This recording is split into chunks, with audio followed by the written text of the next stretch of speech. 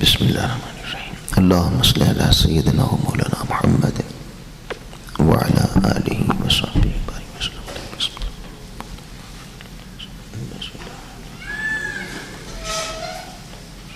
اللہم صلی علی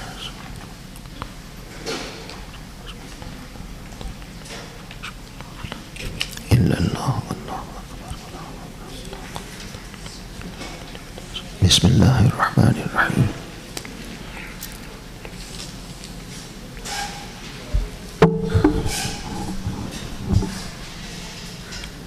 نحمده ونصلي ونسلم على سيدنا ونبينا ومولانا وملجانا ومأوانا محمد رسول النبي الكريم الأمين المكين الرؤوف الرحيم. أما بعد فأعوذ بالله من الشيطان الرجيم. بسم الله الرحمن الرحيم. وأنزل الله عليك الكتاب والحكمة وعلمك ما لم تكن تعلم وكان فضل الله عليك عظيما.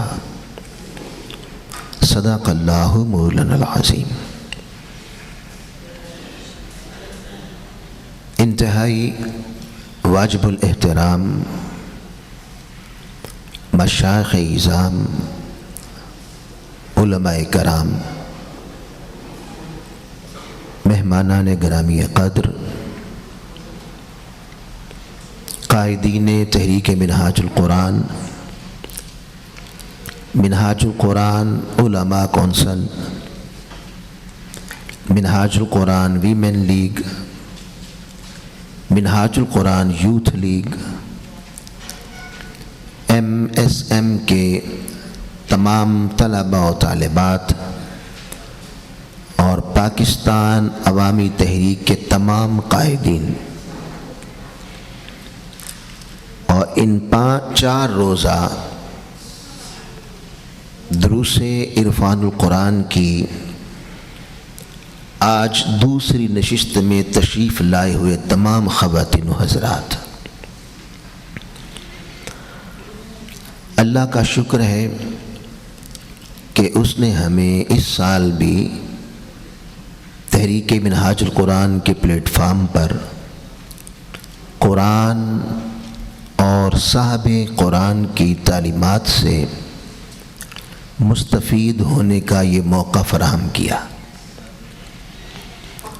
اور مبارکباد کے مستحق ہیں آپ تمام لوگ جن کے دل میں اللہ نے اپنے حبیب کی محبت ڈالی، قرآن مجید کی محبت ڈالی، اور آپ بستر پر جانے کی بجائے اس عظیم الشان تربیتی روحانی محفل میں تشریف لے آئے.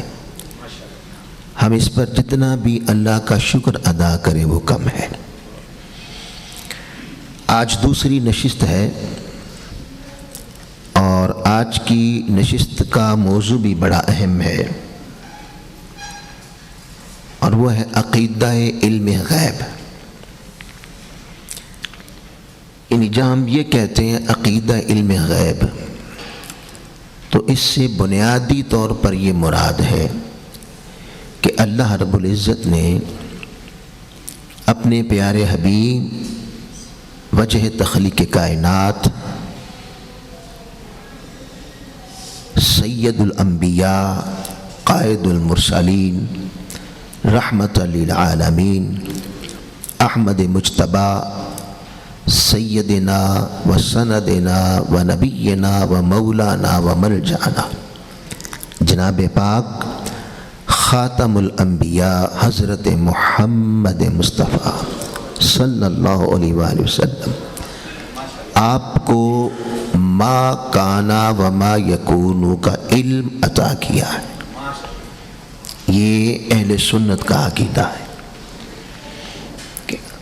اللہ تعالیٰ نے ہر شے کو حضور علیہ الصلوۃ والسلام کو پر عیاں فرما دیا، اور اول سے آخر تک جب سے کائنات بنی رہے گی، اور جب یہ کائنات فنا ہوگی اور بعد از کائنات حشر کے میدان کی ساری معلومات، جنتیوں کے داخلے کی ساری معلومات، جہنمیوں کے داخلے کی ساری معلومات اللہ رب العزت نے اپنے حبیب کو سب کچھ عطا فرما دیا۔ یہ معنی ہے عقیدہ علم غیب کا۔ غیب کیا ہے؟ اس کی تعریف یہ ہے کہ اللہ تعالیٰ نے 5 ذرائع حصول علم کے انسان کو عطا کیے۔ پہلا ذریعہ ہے آنکھ۔ آنکھ بتاتی ہے کہ کلرنگ میں فرق کیا ہے، یہ چیز سبز ہے، سفید ہے، کالی ہے، نیلی ہے، پیلی ہے، کتنی موٹی ہے، کتنی پتلی ہے، اس کا وجود کتنا ہے۔ جتنے بھی علوم باصرہ ہیں وہ آنکھ سے آتے ہیں۔ اگر آنکھ بند ہو جائے تو انسان ایک بہت بڑے علم سے محروم ہو جاتا ہے۔ تو پہلا ذریعہ اللہ نے آنکھ بنایا ہے، اسے کہتے ہیں قوت باصرہ۔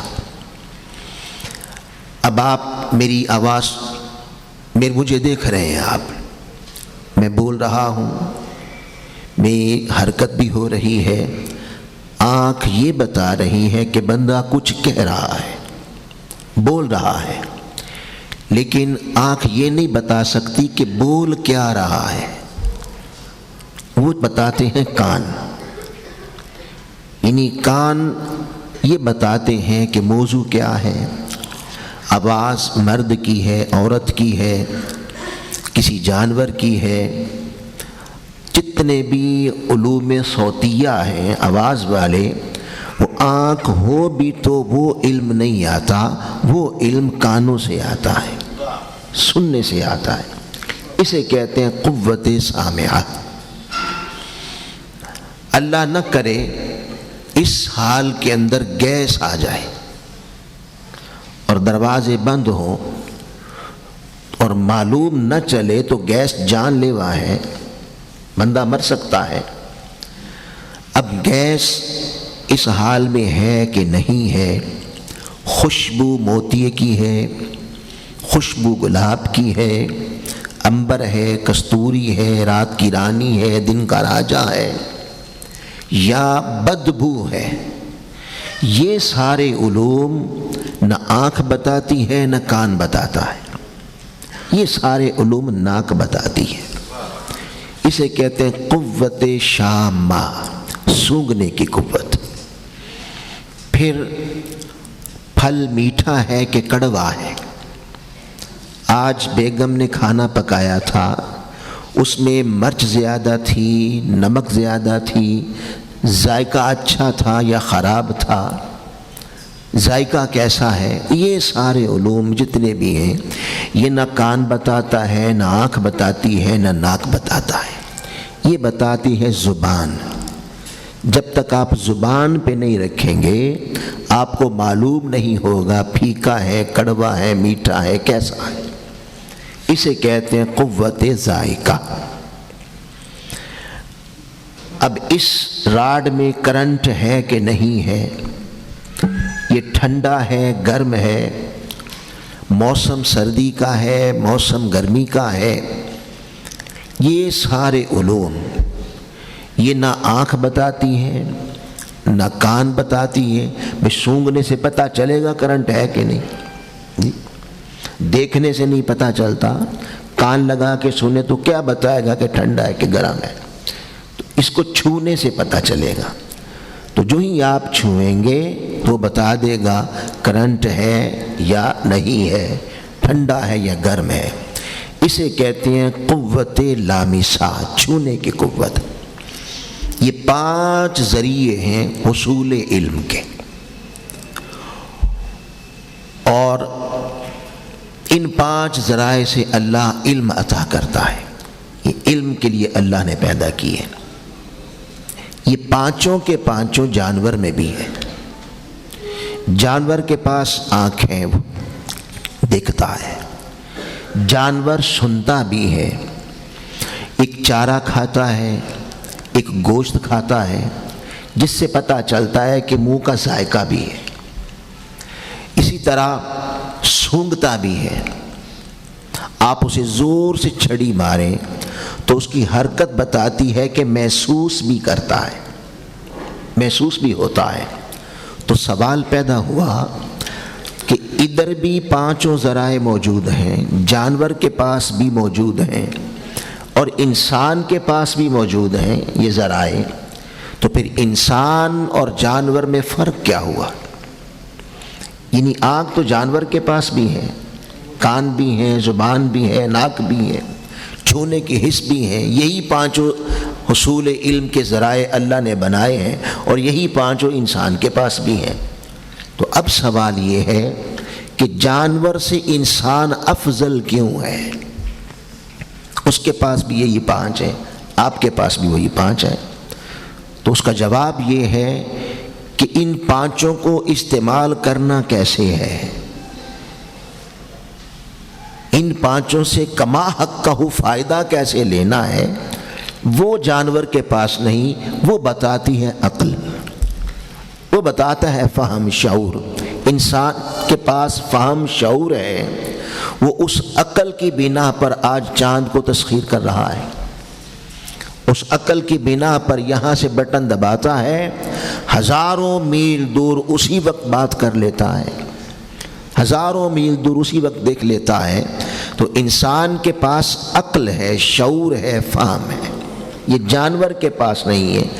اسی عقل کی بنا پر حشر سجے گا. اسی لیے جانور سے حساب نہیں ہوگا، جانور سے نہیں پوچھا جائے گا کیونکہ اس کے پاس شعور ہی نہیں ہے، عقل نہیں ہے. انسان سے پوچھا جائے گا کہ بندے یہ بتا، تجھے بتا دیا تھا یہ جھوٹا ہے، اس کو جھوٹ کہتے ہیں. یہ سچا ہے، اس کو صداقت کہتے ہیں. یہ برائی کی راہ ہے، گناہ کی راہ ہے. یہ اچھائی کی راہ ہے، نیکی کی راہ ہے. اب تو بتا، کیا تیرے پاس شعور نہیں تھا؟ کیا تیرے پاس عقل نہیں تھی؟ میں نے تجھے اتنا قیمتی خزانہ عقل کا دیا تھا، استعمال کیوں نہیں کیا؟ دیکھیں نا، یہاں انگارے پڑے ہوں تو ہم جولی میں ڈالیں گے؟ نہیں ڈالیں گے. کیوں؟ اس لیے عقل بتا دیتی ہے کہ یہ دامن جلا دے گا. پھول کلیاں پڑے ہوں وہ ڈال لیں گے کیونکہ عقل بتاتی ہے کہ اس سے دامن مہک جائے گا. اسی بنا پر حشر سجے گا. اب علم غیب، غیب کسے کہتے ہیں؟ غیب کیا ہے؟ غیب اسے کہتے ہیں کہ قرآن حدیث کا وہ دعویٰ، وہ بات قرآن نے کہی ہو یا کوئی بات صاحب قرآن نے کہی ہو، آنکھ اسے دیکھ نہ سکے، کان اسے سن نہ سکے، ناک اسے سونگھ نہ سکے، زبان اسے چکھ نہ سکے اور ہاتھ اسے چھو نہ سکے. یعنی 5 ذرائع فیل ہو جائیں اور جب عقل دوڑائیں، شعور دوڑائیں، انسان اپنا علم دوڑائے، عقل دوڑائے تو عقل بھی واپس آ جائے، عقل سے بھی پرے ہو، عقل سے بھی ماورا ہو، تو فقط حضور کی زبان سے سن کر اسے مان لینے کا نام علم غیب کہلاتا ہے. وہ علم غیب ہے. جیسے کہ اللہ آقا علیہ الصلوۃ والسلام نے صفا کی پہاڑی پر کھڑے ہو کے وہ جو 360 بتوں کو پوجنے والا اور دیکھے گئے خدا کی عبادت کرنے والا انسان تھا، اسے جمع کیا. فرمایا قولوا یا ایھا الناس قولوا لا الہ الا اللہ. اے لوگوں کہہ دو اللہ کے سوا کوئی عبادت کے لائق نہیں۔ آواز آئی کدھر ہے؟ فرمایا دیکھا نہیں جاتا۔ اچھا سن کے بھی علم آتا ہے تو اے محمد سنا دیں، پر سنا بھی نہیں جاتا۔ اچھا سونگا دیں، سونگا بھی نہیں جاتا، چکھا بھی نہیں جاتا۔ اچھا چھو سکتے ہیں، چھوا بھی نہیں جاتا۔ اچھا سمجھا ہی دیں، عقل میں آ جائے تو آواز آئی نہیں، تو دل میں تو آتا ہے سمجھ میں نہیں آتا۔ میں جان گیا ہاں تیری پہچان یہی ہے۔ وہ سمجھا بھی نہیں جاتا تو پوچھا پھر ہم کیوں مانے، ہم کیسے مانے؟ فرمایا ہاں بس تم یوں مانو کہ مصطفیٰ نے کہا ہے۔ بس غیب کی خبر دینے والے کا نام نبی ہے، اور قرآن مجید میں ابتداءً اللہ پاک نے فرمایا ذالک الکتاب، اعوذ باللہ من الشیطان الرجیم، الف لام میم، بسم اللہ الرحمن الرحیم، الف لام میم، ذالک الکتاب لا ریب فیہ، یہ وہ عصمت والی کتاب ہے کہ جس میں شک کی گنجائش نہیں۔ یعنی جو قرآن نے کہہ دیا اے بندے پڑھنے سے پہلے یہ عقیدہ بنا، اس کی تلاوت سے پہلے اے قاری پہلے یہ عقیدہ بنا کہ بہت سے مقام ایسے آئیں گے تیری عقل سے ماورا ہوں گے، تیرے علم سے ماورا ہوں گے، تیرے شعور سے ماورا ہوں گے، تو عقل دوڑائے گا، تیری سمجھ میں نہیں آئے گی بات، کیونکہ کلام اس کا ہے جو خود سمجھ میں نہیں آتا۔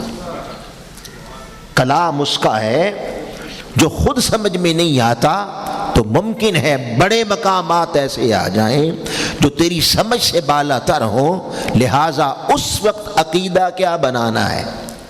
اس وقت قرآن کو عقل پہ نہیں پرکھنا کہ سمجھ میں آئے، سمجھ میں آئے یا نہ آئے اپنی عقل پیچھے کر کے بس یہ کہنا کہ قرآن جو کہتا ہے سچ کہتا ہے، اسے مان لینے کا نام ایمان ہے،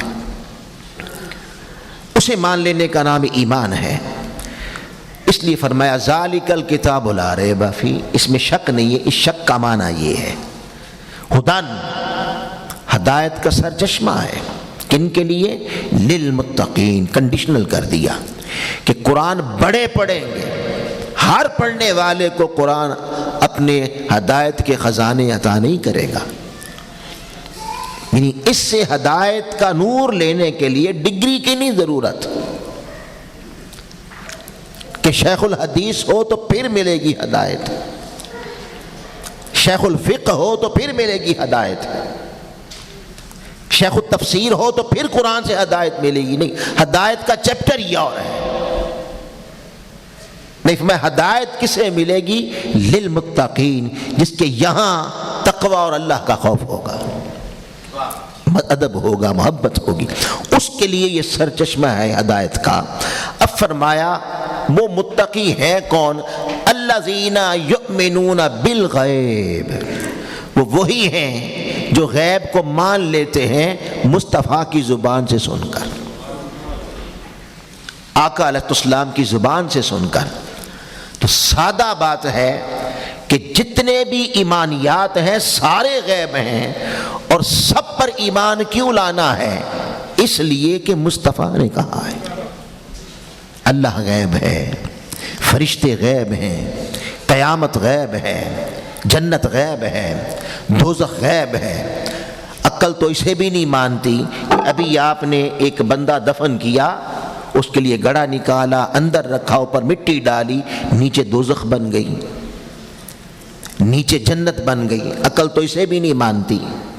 تو ہر چیز عقل کے پیمانے پہ نہیں پرکھی جاتی، جو عقل کے پیمانے پہ پرکھے گا وہ رد کرے گا، اور بسا اوقات اس کا رد کرنا کفر بھی بن جائے گا۔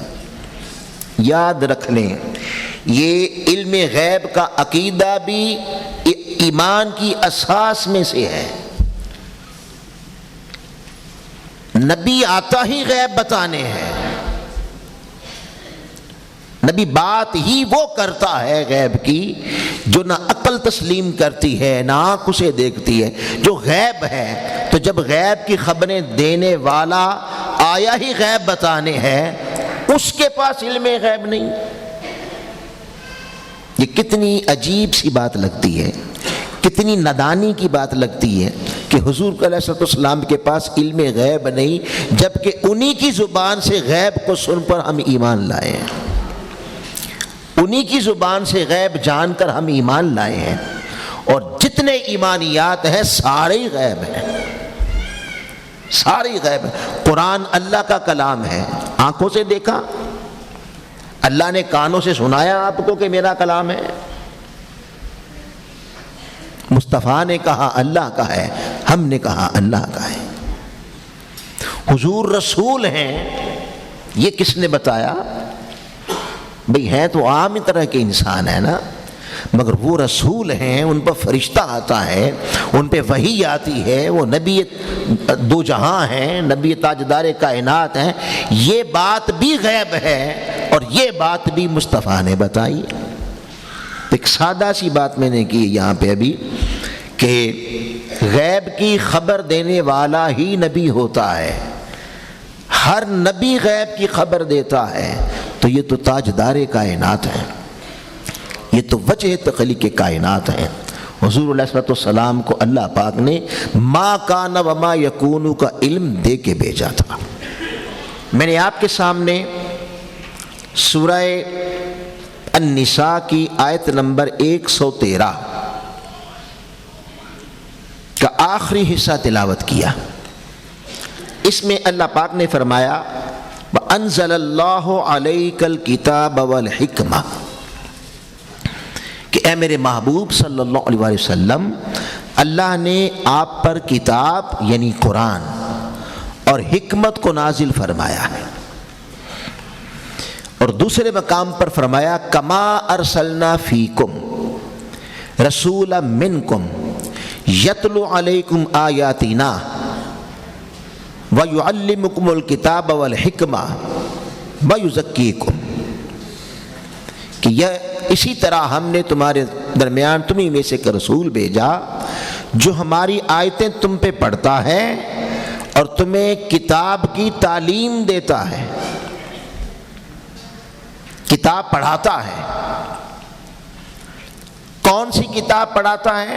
یہ ذرا قرآن سے پوچھ لیتے ہیں کہ قرآن اللہ کی کتاب ہے، نازل حضور پر ہوئی، اور اللہ پاک نے اس قرآن کو پڑھانے کے لیے آقا علیہ السلام نبی تاجدار نبی رحمت صلی اللہ علیہ وسلم کو بھیجا، وہ پڑھانے آئے تھے۔ کون سا قرآن؟ آئیے تھوڑا قرآن کا جائزہ لے لیں۔ وہ قرآن، یہ بات تو عقیدے میں ہے نا کہ اس میں شک نہیں، قرآن میں جو شک کرے گا وہ کافر ہو جائے گا، اس میں ابہام نہیں، اس میں تذبذب نہیں، اس میں تضاد نہیں، یہاں کچھ کہے وہاں کچھ کہے، تضاد نہیں ہے۔ جو اس طرح کا عقیدہ رکھے گا وہ کافر ہو جائے گا۔ تو قرآن جو کہتا ہے سچ کہتا ہے۔ اب قرآن کیا کہتا ہے؟ قرآن پاک میں اللہ پاک نے فرمایا وَكُلَّ شَيْءٍ فَصَّلْنَاهُ تَفْصِيلًا، کہ قرآن وہ عظیم کتاب ہے کہ ہر شے کا مفصل بیان اس میں کر دیا گیا۔ کُلَّ شَيْءٍ، ہر شے کا بیان مفصلاً کر دیا گیا ہے۔ یہ جو لفظ ہے کل، یہ لفظ کل جب اللہ پاک نے بولا تو اس کا معنی یہ ہے کہ جو چیز بھی عالم خلق میں ہے وہ ساری کی ساری اس کے احاطے میں آ گئی، ہر شے۔ اور لفظ شے آپ کی اردو میں بھی چلتا ہے، پنجابی میں بھی آپ بولتے ہیں شے، تو شے کہتے ہیں چیز کو، کوئی بھی شے۔ تو جو شے ہے قرآن کہہ رہا ہے ہر شے، تمام اشیاء، جو بھی شے ہے فصلناہ تفصیلا، اس کا بیان قرآن میں مفصلاً کر دیا گیا۔ اسی طرح دوسرے مقام پہ فرمایا وَأَنزَلْنَا عَلَيْكَ الْكِتَابَ، اے میرے محبوب صلی اللہ علیہ وسلم آپ پر جو ہم نے کتاب نازل کی ہے تِبْيَانًا لِكُلِّ شَيْءٍ، ہر شے کا روشن بیان ہے، کھلا بیان ہے۔ تو پتہ چلا کہ قرآن میں ہر شے کا بیان ہے، یعنی جو شے ہے وہ قرآن میں ہے۔ یہ کیا شے ہے؟ موبائل تو شے ہو گیا نا۔ قرآن کہتے ہیں اگر یہ شے ہے تو قرآن میں ہے، کل شے۔ یہ کیا شے ہے؟ بھئی سٹینڈ ہے تو یہ شے ہے، قرآن کہتا ہے یہ بھی قرآن میں ہے اگر شے ہے۔ یہ کیا شے ہے؟ مائک ہے، اگر شے ہے تو یہ بھی قرآن میں ہے۔ یعنی آپ کو جو کچھ نظر آ رہا ہے یا نظر نہیں آ رہا آپ محسوس کرتے ہیں، جو کچھ ہے اس کائنات میں قرآن کہتا ہے سب کا بیان قرآن میں آ گیا۔ یہ ہر شے کا بیان ہے۔ آج 1400 سال کے بعد کمپیوٹر آزاد ہو گیا، وہ بھی قرآن میں ہے۔ آپ کو یہ پنکھے نظر آ رہے ہیں، یہ بھی قرآن میں ہے۔ آپ کے وجود کے کپڑے اگر شے ہیں تو کل شیء فصلناہ تفصیلا، ہر شے قرآن میں ہے۔ تو اس کا مطلب ہے کہ میری اس ویسٹ کوٹ کا ذکر بھی قرآن میں ہے، میری اس ٹوپی کا ذکر بھی قرآن میں ہے، اس پنکھا بھی ایک شے ہے، اس کا ذکر بھی قرآن میں ہے۔ یہ حال میں جو چیز لگی ہوئی ہے وہ ایک شے ہے۔ قرآن کہتا ہے کل شے، ہر شے اس میں ہے۔ یہاں ایسے بتایا، اور ایک مقام پہ بڑے چھوٹے انداز میں کہا، فرمایا ولا رطبن ولا یابس الا فی کتاب مبین، کہ کوئی تر اور کوئی خشک شے ایسی پیدا ہی نہیں کی مگر اس کا ذکر قرآن میں ہے، وہ کتاب مبین میں موجود ہے۔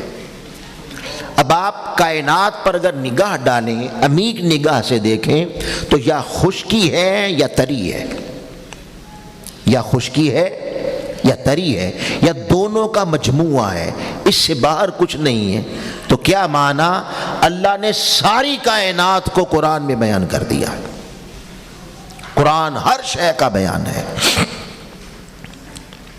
جب ہر شے کا بیان ہے، اب یہ بھی ایک شے ہے، جیسے میں نے کہا یہ شے موبائل ہے، اگر موبائل ہے تو قرآن کہتا ہے اگر شے ہے تو اس میں ہے۔ اب یہ عقیدہ بنا ہوگا، اگر نہیں مانیں گے تو ویسے ہی کافر بن جاتے ہیں۔ اگر نہیں مانیں گے کہ ہر شے کا بیان ہے، قرآن بڑا دو ٹوک، بڑا کیٹاگوریکل، بڑا واضح یہ کہا ہے ہر شے کا بیان قرآن میں ہے۔ تو اب سوال یہ ہے کہ اگر اس کا بیان قرآن میں ہے تو مجھے کیوں نہیں ملتا؟ قرآن تو میں بھی پڑھتا ہوں، یہ میک بھی ایک شے ہے تو یہ مجھے کیوں نہیں ملتا؟ سٹینڈ کا بیان مجھے کیوں نہیں ملتا؟ اس کیمرے کا بیان مجھے کیوں نہیں ملتا؟ ہاں، اس پر اللہ پاک نے فرمایا، وہ ابتدا میں کہہ دیا کہ ملے گا کسے، جو میں نے ابھی آیت مبارکہ پہلے دوسری تفسیر میں بیان کی تھی۔ فرمایا ذالک الکتاب لا ریب فیہ، جو کہہ دے سچ ہے، شک کیا تو ایمان نہیں رہے گا۔ ہدن ہے سراپا ہدایت، ہر ایک کو نہیں ملے گا، للمتقین، جس کے یہاں اللہ کا خوف ہوگا، جس کے یہاں حسن نیت ہوگی، جس کے یہاں حضور علیہ السلام کی محبت ہوگی، آقا علیہ السلام کا ادب ہوگا، جو مخلوق میں مشغول نہیں خالق میں مشغول ہوگا، یعنی صاحب تقوی ہوگا۔ تو جب صاحب تقوی قرآن پڑھے گا تو قرآن ہر شے کھول کھول کے اس کے سامنے بیان کر دے گا۔ قرآن یہ ہے۔ آقا علیہ السلام کی تربیت میں پلنے والے حضرت سیدنا عبداللہ ابن عباس، یعنی ایسے لوگ بھی گزرے ہیں اور اس سے تاریخ بری پڑی ہے۔ حضرت عبداللہ بن عباس رضی اللہ تعالیٰ عنہ، آپ فرماتے ہیں، حضور نے فرمایا میری امت کا سب سے بڑا قرآن کا مفسر عبداللہ ابن عباس ہے۔ قرآن قرآن کا سب سے بڑا مفسر عبداللہ ابن عباس، وہ فرماتے ہیں میری رسی گم جائے اونٹ کی نکیل، وہ شے ہے کہ نہیں؟ بھئی اونٹ کی نکیل بھی ایک شے ہے نا۔ فرماتے ہیں میری اونٹ کی نکیل گم جائے، میں قرآن کھولتا ہوں، قرآن بتا دیتا ہے وہاں پڑھیے لے لو۔ جنہوں نے قرآن ایسے پڑھا، حضرت امام شافعی کے پاس ایک دہریہ آ گیا، کیمونسٹ، وہ ماہر فلکیات تھا، نجومی تھا۔ اس نے آ کے کہا کہ امام صاحب آپ لوگوں کا دعویٰ ہے کہ قرآن میں ہر شے کا بیان ہے، اب یہ جو اجرام فلکی ہیں، یہ سورج، یہ چاند، ستارے، ان کی ایک سیدھی چال ہے، ایک سیدھی چال ہے، اور انہی اجرام فلکی کی ایک الٹی چال ہے۔ اب وہ کہنے لگا کہ قرآن سے مجھے ان اجرام فلکی کی سیدھی چال مل گئی ہے، وہ مجھے مل گئی ہے، آپ بتائیں الٹی چال کدھر ہے؟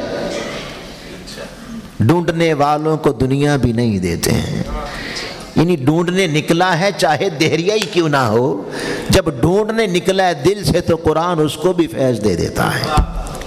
وہ کہہ رہا ہے کہ سیدھی مجھے مل گئی ہے، الٹی کہاں ہے؟ حضرت امام صاحب نے فرمایا یہ بتاؤ سیدھی کہاں ہے؟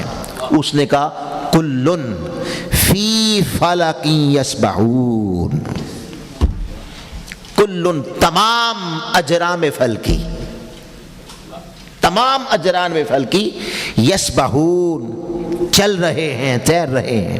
اس نے کہا یہ دیکھیں یہاں ہے اجرام فلکی کی سیدھی چال کا ذکر۔ آپ نے فرمایا پڑھو، اس نے پڑھا کلن فی فلکن، آپ نے فرمایا اسی میں الٹی ہے۔ اس نے کہا وہ کیسے؟ میں پڑھو دوبارہ۔